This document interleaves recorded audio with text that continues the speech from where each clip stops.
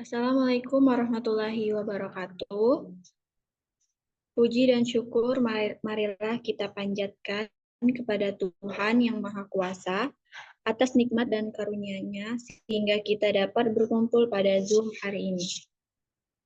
Yang saya hormati Ibu Dr. Aning Kusuma Putri, SEMSI, selaku dosen pengampu mata kuliah Ekonomi Energi Sumber Daya Mineral, beserta teman-teman semua yang berbahagia.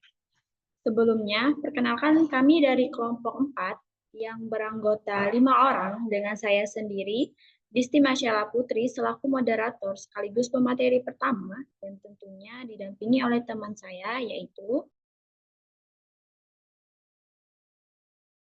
Perkenalkan, nama saya Pratiwi Utami. Perkenalkan, nama saya Alvan Mubarak. Perkenalkan, nama saya Akif Abiova. Perkenalkan, nama saya Alvio Raldo. tidak perlu berlama-lama lagi, langsung saja kita masuki ke materi pertama.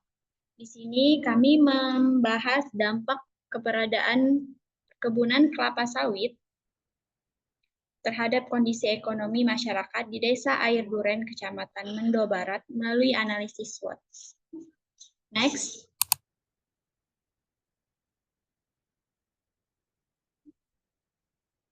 Kelapa sawit adalah salah satu tanaman perkebunan yang menjadi penghasil utama minyak nabati di Indonesia, sekaligus menjadi komoditas unggulan sektor pertanian. Perkebunan kelapa sawit memberikan kontribusi penting sebagai sumber pendapatan bagi jutaan petani dan mendukung perolehan devisa negara, menciptakan lapangan kerja, serta mendorong perkembangan industri hilir berbasis minyak kelapa sawit di tanah air. Keberadaan perkebunan kelapa sawit adalah salah satu komoditas unggulan yang diharapkan mampu memberikan kontribusi signifikan dalam perekonomian. Sebagai salah satu komoditas penting, kelapa sawit telah memberi sumbangan besar terhadap pertumbuhan ekonomi di Indonesia, termasuk wilayah Bangka Belitung, Desa Air Duren, Kecamatan Mendo Barat, merupakan salah satu daerah yang memiliki potensi besar dalam pengembangan perkebunan kelapa sawit seperti peningkatan pendapatan dan pengurangan tingkat pengangguran. Next.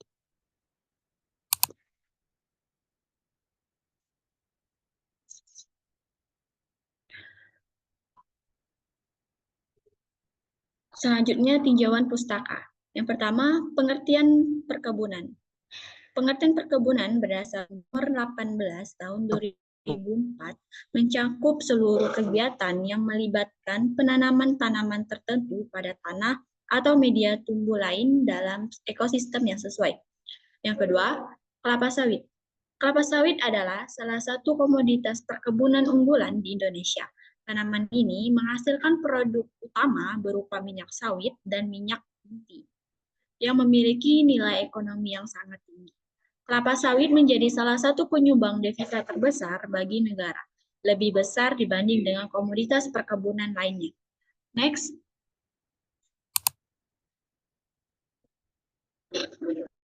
Yang ketiga, masyarakat. Masyarakat adalah suatu kenyataan objektif yang berdiri sendiri dan tidak bergantung pada individu-individu yang menjadi anggota. Masyarakat terdiri dari sekelompok orang yang hidup bersama dalam jangka waktu yang cukup lama dengan kesadaran bahwa mereka merupakan suatu kesatuan serta membentuk sebuah sistem kehidupan bersama. Yang keempat, perubahan sosial.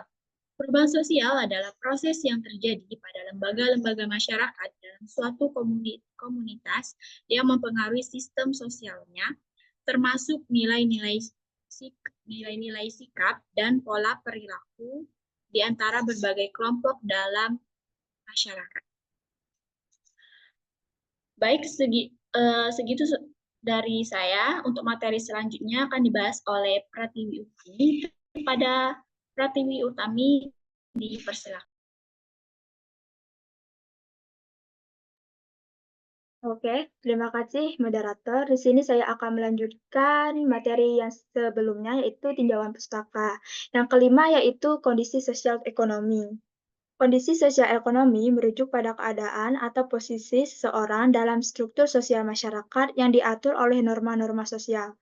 Posisi ini diberikan bersama dengan hak dan kewajiban tertentu yang harus dipenuhi oleh individu yang memegang status tersebut. Nah, yang keenam yaitu dampak sosial ekonomi.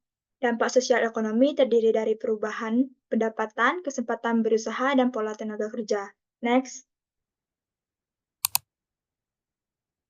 Nah, selanjutnya yaitu materinya tentang metode penelitian. Yang pertama yaitu tempat dan waktu penelitian. Tempat penelitian yang kami laksanakan yaitu di Desa Air Duren, Kecamatan Mendo Barat, Kabupaten Bangka, pada tanggal 15 November 2024. Penetapan lokasi penelitian didasarkan atas pertimbangan bahwa Desa Air Duren merupakan salah satu daerah sentra pengembangan perkebunan kelapa sawit di Kabupaten Bangka. Waktu penelitian dilakukan selama 5-7 hari. Yang kedua yaitu jenis data penelitian. Berdasarkan permasalahan yang dipaparkan, maka jenis data yang digunakan adalah jenis data primer dan data sekunder. Yang pertama yaitu data primer. Data primer adalah sumber yang diperoleh langsung dari pihak yang memberikan informasi kepada peneliti. Dalam penelitian ini, data diperoleh melalui wawancara dengan informasi seperti pelaku atau pemilik kebun sawit serta masyarakat. Nah, yang kedua itu yaitu data sekunder. Data sekunder adalah data yang telah tersedia dan dikumpulkan oleh pihak lain baik untuk penelitian maupun untuk disimpan di database. Data sekunder biasanya diperoleh melalui media perantara seperti buku, jurnal, artikel, internet, dan dokumen pemerintah. Next.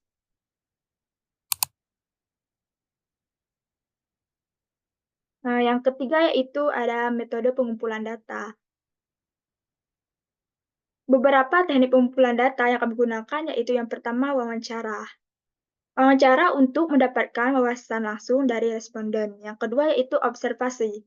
Melakukan observasi yaitu melihat kondisi lapangan untuk memahami situasi aktual. Dan yang terakhir yaitu dokumentasi. Dokumentasi menggunakan data sekunder dari laporan atau dokumen yang relevan. Dan yang terakhir yaitu yang keempat, sampel dan jumlah sampel penelitian.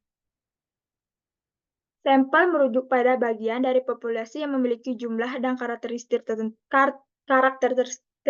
tertentu. Dalam penelitian ini menggunakan ukuran sampel sebanyak 26 orang yang tinggal di daerah penelitian untuk mengetahui penilaian mengenai faktor-faktor suatu perkebunan kelapa sawit. Next.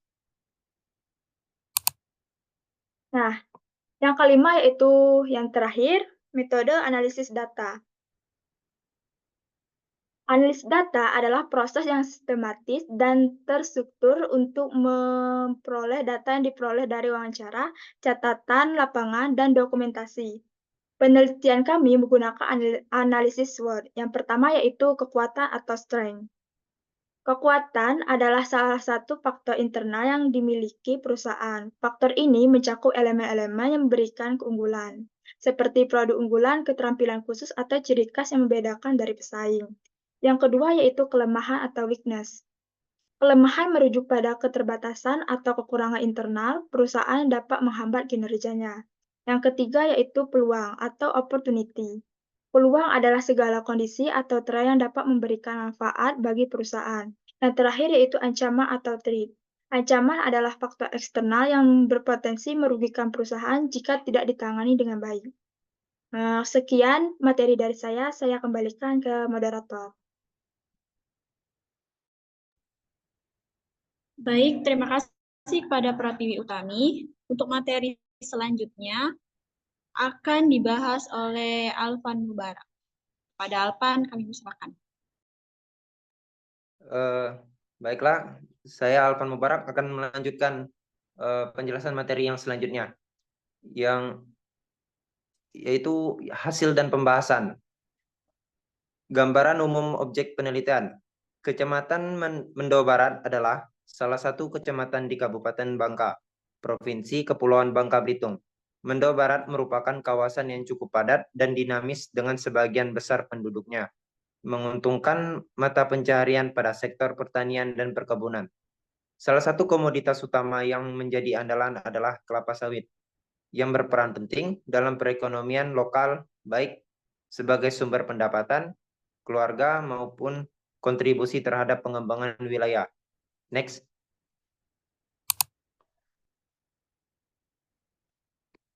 B.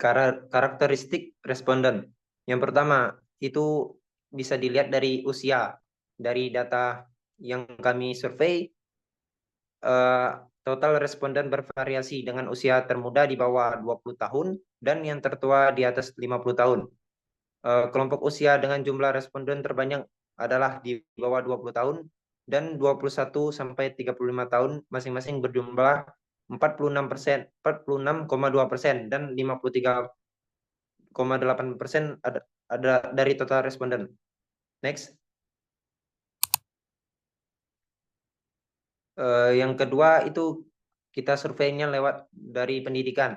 Dari data tersebut, tingkat pendidikan responden bervariasi. Sebagian besar responden memiliki pendidikan terakhir di tingkat sekolah menengah atau SMA, yaitu 73%, diikuti oleh 26,9% yang berstatus lulusan sarjana.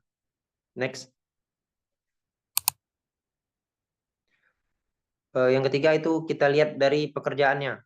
Berdasarkan data di atas dapat diketahui bahwa tingkat pekerjaan terbanyak adalah mahasiswa, memiliki persentase tertinggi sebesar 34,6% yang diikuti oleh wira swasta dan buruh dengan masing-masing persentase sebesar 11,5%. Next. C. Analisis SWOT terhadap dampak keberadaan perkebunan kelapa sawit di Desa Erduren. Yang pertama itu kekuatan atau strength. Yang itu pertama kita lihat dari lapangan pekerjaan. Dari data di samping menunjukkan bahwa hasil survei sebagian besar responden merasakan manfaat positif dari sektor ini, yaitu 61,5%. Responden menyatakan sangat setuju dengan 19,2%, lainnya menyatakan setuju. Hal ini menunjukkan bahwa keberadaan perkebunan kelapa sawit memberikan kontribusi yang signifikan terhadap pengurangan dan peningkatan kesempatan kerja, baik secara langsung maupun tidak langsung. Baik, itu saja yang saya sampaikan. Saya kembalikan kepada moderator.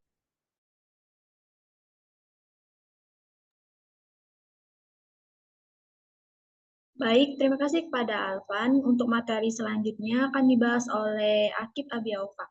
Kepada Akif, kami.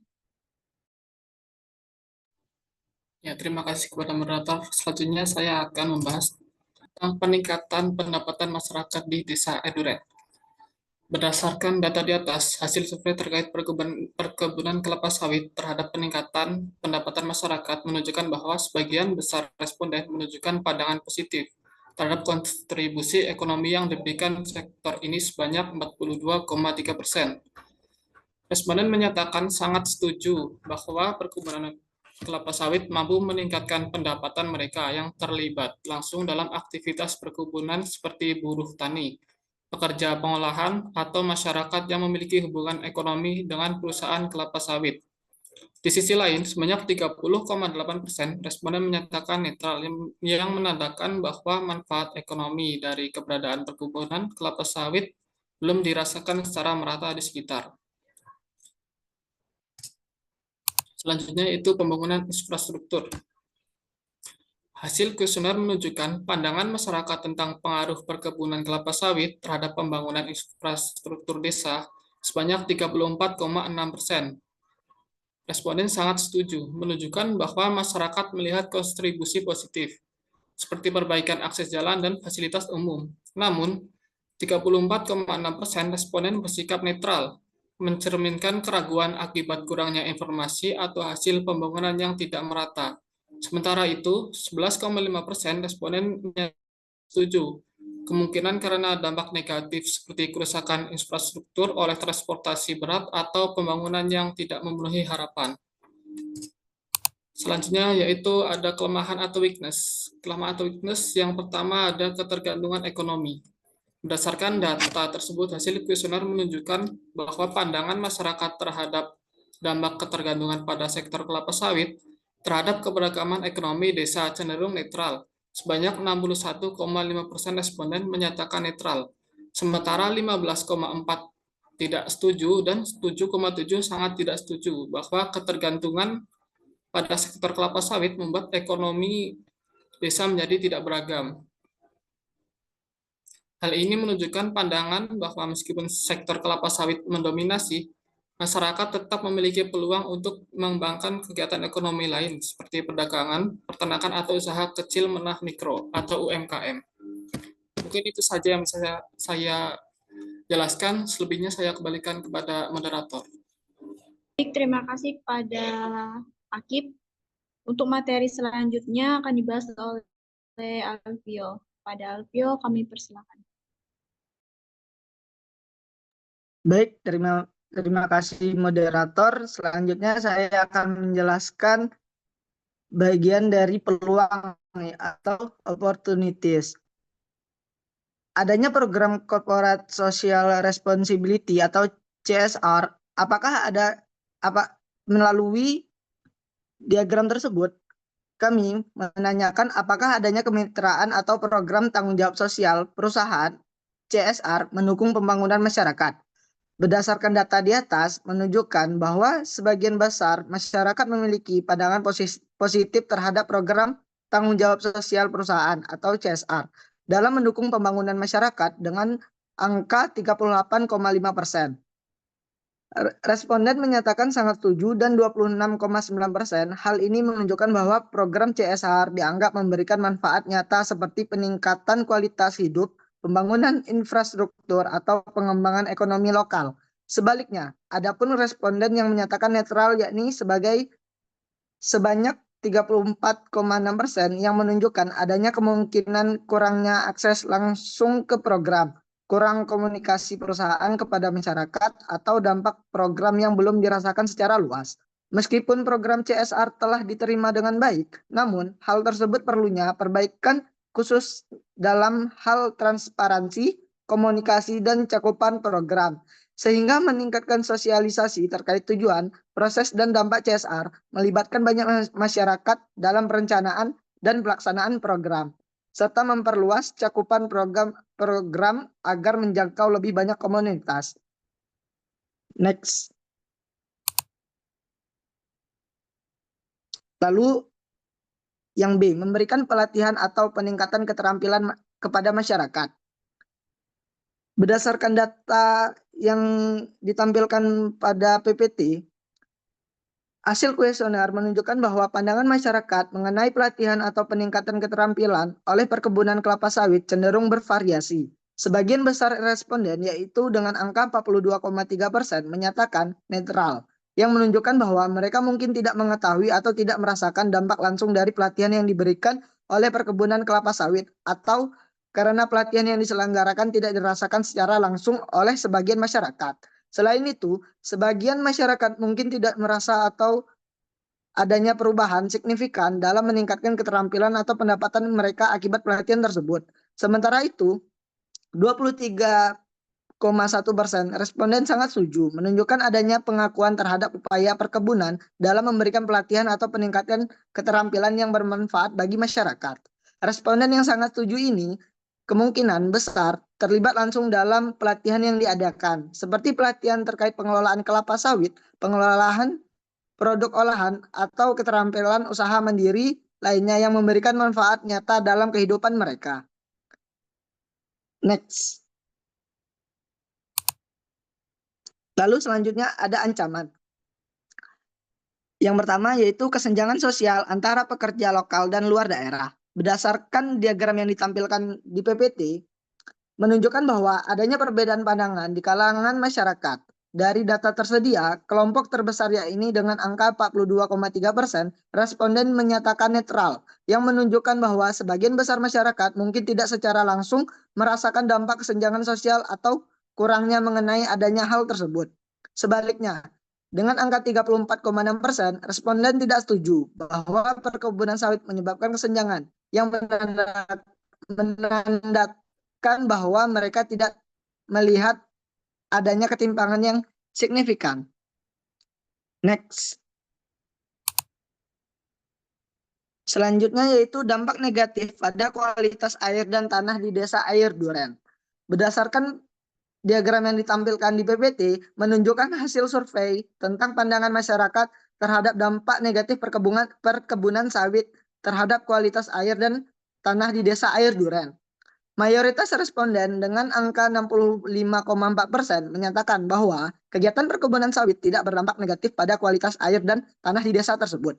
Hal ini menunjukkan bahwa sebagian besar masyarakat memiliki pandangan positif terhadap perkebunan sawit karena mereka melihat manfaat ekonomi yang dihasilkan oleh perkebunan sawit seperti lapangan kerja dan peningkatan pendapatan.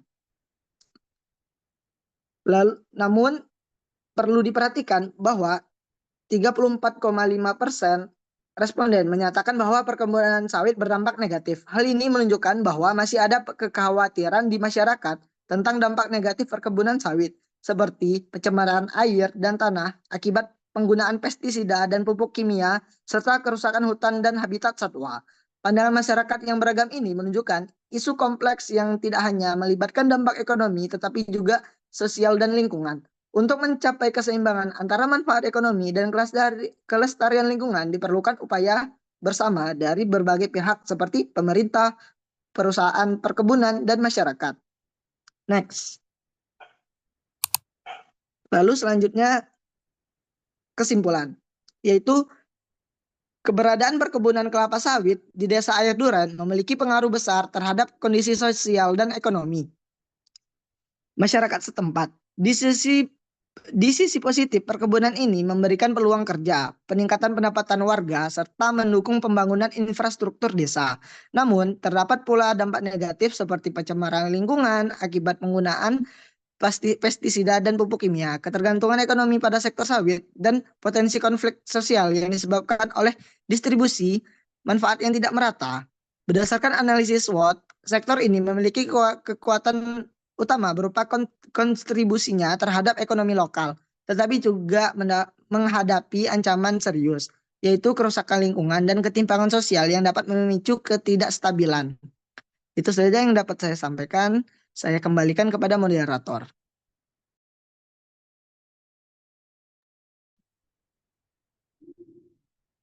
Baik, terima kasih kepada Alfio.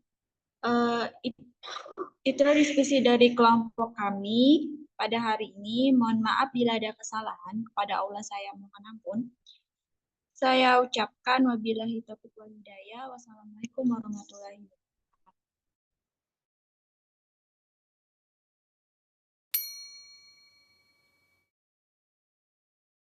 Bye-bye!